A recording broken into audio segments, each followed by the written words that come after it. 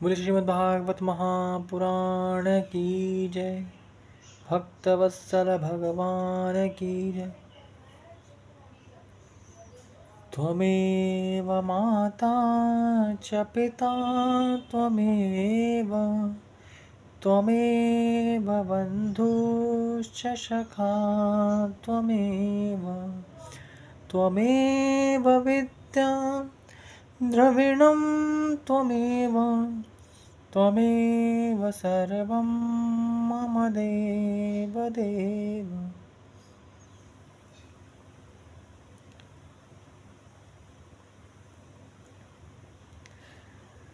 चतुश्लोकी भागवत, जो कि ब्रह्मा जी ने अपने मानस पुत्र नारद जी को वर्णित की है, और नारद जी से ये जो है गई है महर्षि वेदव्यास जी के पास, और महर्षि वेदव्यास जी ने इन्हीं 4 श्लोकों के आधार पर 18,000 श्लोकों में इन 4 श्लोकों की व्याख्या की है, जो कि हम हमारे आप सबके सामने उपस्थित है श्रीमद् भागवत महापुराण के रूप में। तो चतुश्लोकी भागवत क्या कह रही है? अहमेवास्मेवाग्रे नान्यद् यत्सदसत्परं पश्चादहं यदेतच्च यो वशिष्येत सोऽस्म्यहम् रतेऽर्थं यत् प्रतीयेत नाप्रतीयेत चात्मनि तद्विद्यादात्मनो मायां यथा भासो यथा तमा यथा महान्ति भूतानि भूतेषु चावचेष्वनु प्रविष्टान्यप्रविष्टानि तथा तेषु न तेष्वहम् एतावदेव जिज्ञास्यं तत्त्वजिज्ञासुनात्मनाम् अन्वयव्यतिरेकाभ्यां यत् सर्वत्र सर्वदा। क्या कह रहे हैं कि सृष्टि के पूर्व में केवल मैं ही मैं था, मेरे अतिरिक्त ना स्थूल था, ना सूक्ष्म, और ना तो दोनों का कारण अज्ञान। जहाँ यह सृष्टि नहीं है वहाँ भी मैं ही मैं हूँ, और सृष्टि के रूप में जो कुछ प्रतीत हो रहा है वह सब मैं ही हूँ, और जो कुछ बचा रहेगा वह भी मैं ही हूँ। तो इस तरीके से भगवान ने इन 4 श्लोकों में वर्णन किया है कि जो भी कुछ दिख रहा है वो सब कुछ मेरे ही अधीन समझ करके आप इस जीवन का आनंद लें। फिर क्या कह रहे हैं? फिर यहाँ पर जो है श्रीमद् भागवत का महात्म वर्णन किया गया है, क्योंकि किसी भी ग्रंथ के बारे में अगर आप श्रवण कर रहे हैं तो सबसे पहले उसका महात्म श्रवण किया जाता है कि आखिरकार इसका महात्म क्या कहता है, इसकी महत्ता क्या है। तो श्रीमद् भागवत महात्म के प्रथम श्लोक के अंतर्गत हम लोग क्या कह रहे हैं कि स्वयं श्री भगवान जो है श्री भगवान के श्रीमुख से ब्रह्मा जी के द्वारा ब्रह्मा जी को जो बातें कही गई हैं उनका यहाँ पर वर्णन किया गया है श्रीमद् भागवत के महात्म में। तो प्रथम श्लोक क्या कह रहा है? श्रीमद् भागवतम नाम पुराणं लोकविश्रुतं ऋणुया श्रद्धया युक्तो मम संतोष कारणम। कि लोक विख्यात श्रीमद् भागवत नामक पुराण का प्रतिदिन श्रद्धा युक्त होकर श्रवण करना चाहिए, यही मेरे संतोष का कारण है। कौन कह रहा है? भगवान कह रहे हैं। किससे कह रहे हैं? ब्रह्मा जी से। दूसरा श्लोक क्या कहता है? नित्यं भागवतं यस्तु पुराणं पठते नरः प्रत्यक्षरं भवेत् तस्य कपिलादानजं फलम्। जो मनुष्य प्रतिदिन भागवत पुराण का पाठ करता है उसे एक एक अक्षर के उच्चारण के साथ कपिला गौदान देने का पुण्य होता है। तीसरा श्लोक क्या कहता है?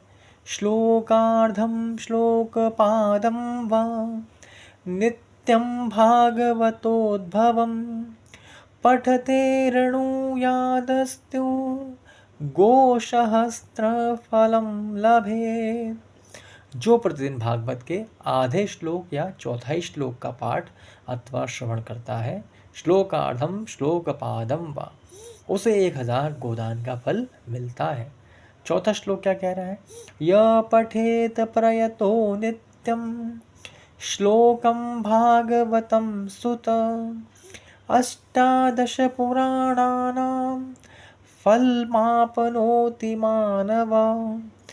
पुत्र यानी भगवान कह रहे हैं ब्रह्मा जी से कि पुत्र जो प्रतिदिन पवित्र चित्त होकर भागवत के एक श्लोक का पाठ करता है, वह मनुष्य 18 पुराणों के पाठ का फल पा लेता है। 5वां श्लोक क्या कह रहा है? नित्यम मम कथा यत्र तत्र तिष्ठन्ति वैष्णवा कलिबाह्य नरास्तेवे ये अर्चयन्ति सदा मम। कि मतलब जो नित्य मेरी जहाँ पर कथा होती है वहाँ विष्णु पार्षद प्रहलाद आदि विद्यमान रहते हैं। जो मनुष्य सदा मेरे भागवत शास्त्र की पूजा करते हैं वे कली के अधिकार से अलग हैं, उन पर कली का वश नहीं चलता।